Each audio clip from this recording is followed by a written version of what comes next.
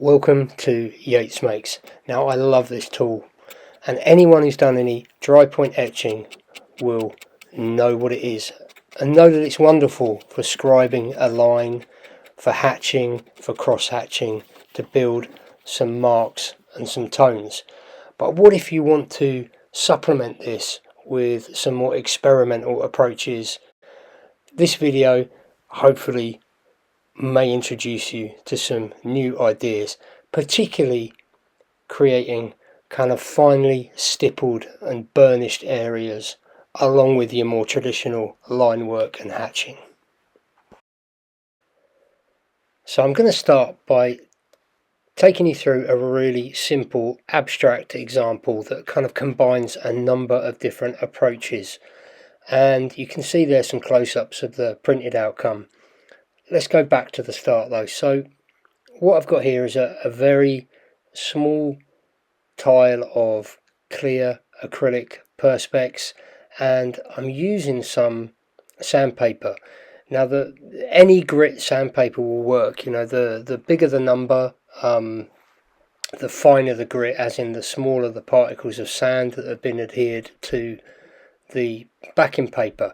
And you'll see there that I'm running this through the printing press, the etching press, completely dry, sandpaper side down, and the pressure will cause those sandpaper grains to impress upon the surface of your perspex, so your acrylic. And you'll see here when I lift this out that I've used two types of sandpaper here, two different grits. One, a very fresh new piece, which should give me a very consistent, even texture. You can see it there just hitting the light. And then this older piece of kind of battered sandpaper that I've been using for a long time.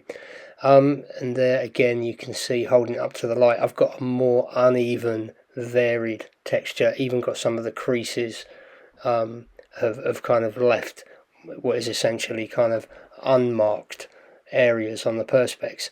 Now another thing you can do is just shift any of those pieces or combine different grits and repeat the process. So I've repeated twice through the press that area that I'm holding up to the camera there to get a really quite, dense and finely stippled texture onto my perspex.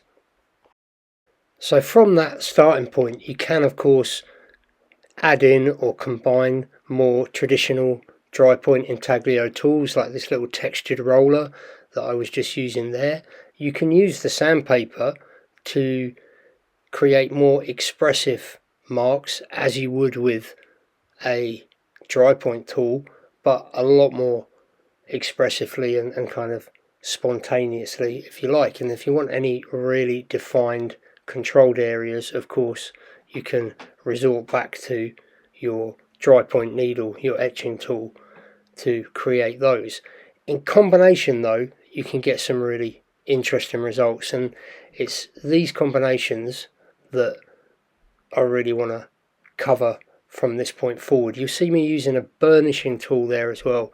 A burnishing tool can be really useful for working into areas that you've already transferred with sandpaper to kind of smooth them out a little, kind of like a mezzotint effect. If you're not familiar with mezzotint, I think it's a kind of pretty archaic printmaking technique that I'm not sure loads of people do anymore. It's really expensive to buy the stuff you need to do it, but this would be like a kind of poor man's version of that mezzotint effect. So here I am, just cleaning up the plate there. I've got my ink in and just removing some of the excess with some scrim, and now just burnishing that plate ever so lightly with some newspaper, just to really make sure those whites are nice and clean, and then through the press with some damp paper, and there you go. You can see how those textures I've created have combined. And one technique I didn't mention was on the right hand side there. You can see this kind of very muted soft texture. Now that is more like a collagraphed technique where I've applied masking tape directly to the plate and inked that up. We'll come back to that technique and how you can employ that as well.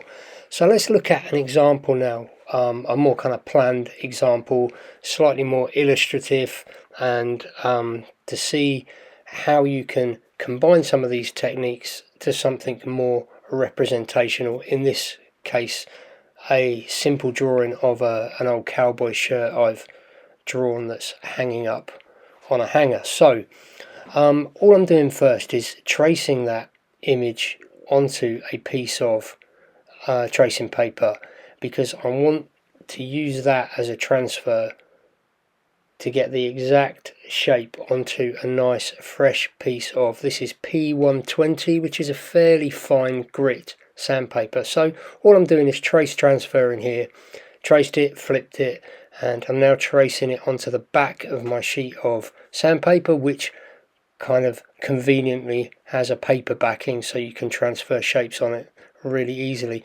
Now I'm using a knife. Don't use a blade that you're really fond of. My scalpel here's got like removable blades, so I'm kind of sacrificing one here because it will wreck your blade, but I'm just using that to carve out the shape exactly.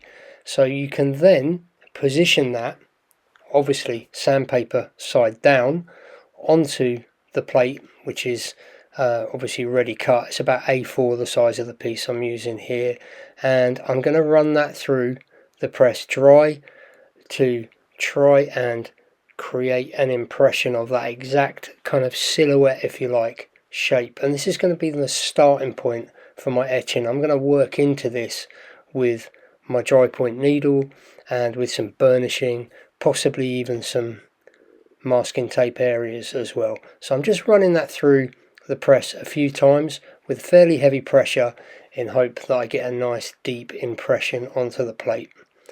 Okay, just having a little sneaky look under the edge there to see what effect that's had, and then I can pull that out, remove the sandpaper, and see where I'm going from here.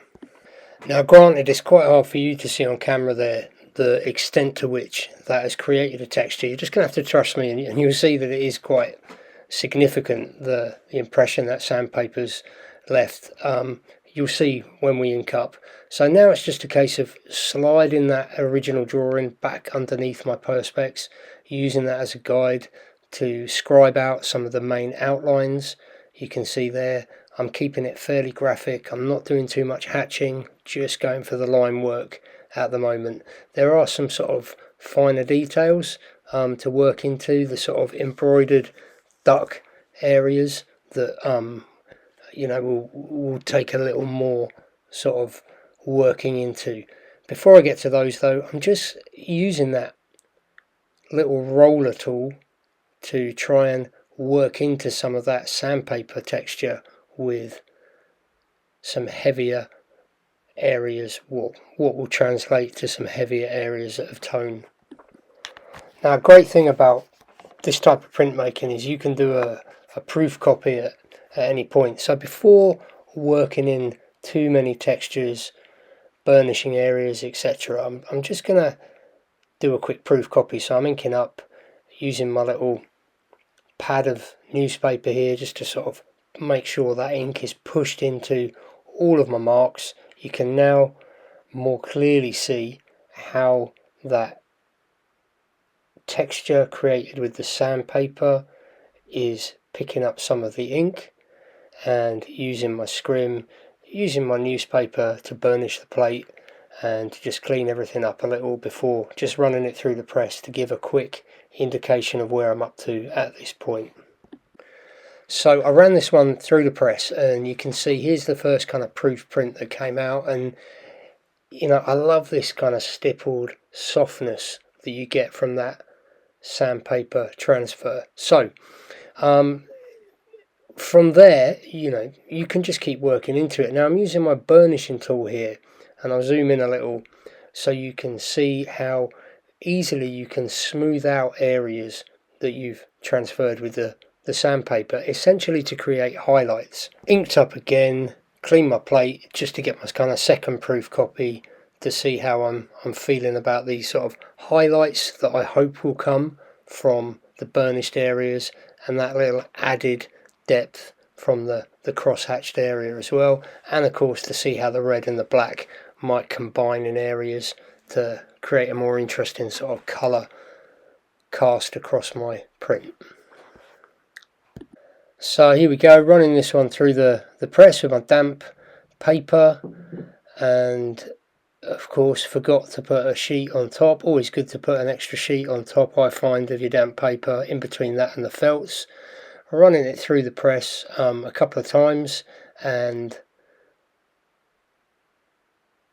as you'll see, prints come off nice and clean. I kind of prefer the colour, the contrasting colours, or the sort of randomness of the colour that's coming through, some black, some red areas, and there's some close-ups of how effective that burnishing can be to knock back some of the sandpaper texture and create highlights. So I was actually quite pleased with this image and decided not to push it any further, and hopefully it's illustrated some of the stages you can go through to create some depth and variety in your mark making. If you're wondering what the fascination with the cowboy shirt is, well, just like in my last video, which dealt with far more kind of mixed media printmaking techniques, there's certain objects that I just love to return to in my artwork and have done for years. They keep me connected to people past, essentially. So there's an explanation in case you were wondering. Okay, so to conclude the video and these demos, I'm just going to take you through what to do, or what I do, with a more complex image. So this is a drawing, a mixed media drawing that I've done of a place that I know well. It's a local place, a very typical kind of urban meets nature scene that really catches my eye. Not traditionally beautiful, but meaningful to me, and we all see beauty in different things, let's face it. So again, I'm going to use this sandpaper technique, but I'm going to cut, like I did before, a very specific shape. I used an entire silhouette as a starting point with the last one. Here I'm being far more kind of precise and particular about where I want this sandpaper texture to appear. So I'm going to use it as the kind of base texture and tone for this patch of brickwork. Of course, I'm going to, as you can see from the drawing, there's some graffiti on it, there's some branches overlapping, there's some brickwork pattern I'm going to have to kind of scribe in. There's going to be stuff I need to burnish out, but this is just a starting point. It's nice always, I feel, to have, it's almost like not approaching a blank page as a blank page, if you know what I mean. So it's a quick way of blocking in areas that you can then build up. So again, this is going through the etching press, and as you'll see, is giving me that very particular area. I was fairly precise in how I cut it, but not to the millimetre. I know that I'm going to be working into this, so I wasn't too fussy. And again, what you're seeing me doing there a couple of times repeated is just shifting this shape, not even a millimetre, a tiny fraction, just to build up some density to the impression, the dot, the stippled area that I'm trying to create. If I just relied on one pass through in one position, I'm going to get a stippled texture, of course, but if I want it denser, if I want it darker, then passing it through a few times, slightly changing the position, is going to help achieve that. So again, I'm just now working in very loosely, trying to deal with some of these background tones and textures, just working very loosely with the sandpaper directly onto the Perspex plate. Again, anything that you do that you're not too happy with, you can always go back in with a burnishing tool, and you don't have to have a burnisher. You can use the edge of a spoon. Obviously the burnishing tool, as I'm doing here on this branch, it gives you the advantage of you've got some precision, some control, because it's got quite a fine tip on it, and a few different directions or angles, you can use that tool with. Worth getting hold of one, if you're into dry point at all. Quite useful for all sorts of things in art, actually, in printmaking. So here, I mentioned before, or neglected to mention or demonstrate the use of like a colograph on straight onto the plate, and I'm using this little piece of masking tape, cutting two edges, ripping one edge because I just want a more random edge, and this, when you're inking up, you let the ink just cover that masking tape and then just very lightly take it back with your scrim and your newspaper, and leave some of that surface ink, and you're going to get a very, not a pitch black, but you're going to get a nice soft texture. That's the idea. So building up a few layers there, not layers, a few different shapes. A brick, and it's one of these big blocks that I think is like the edge of the paved area, and then working around that with some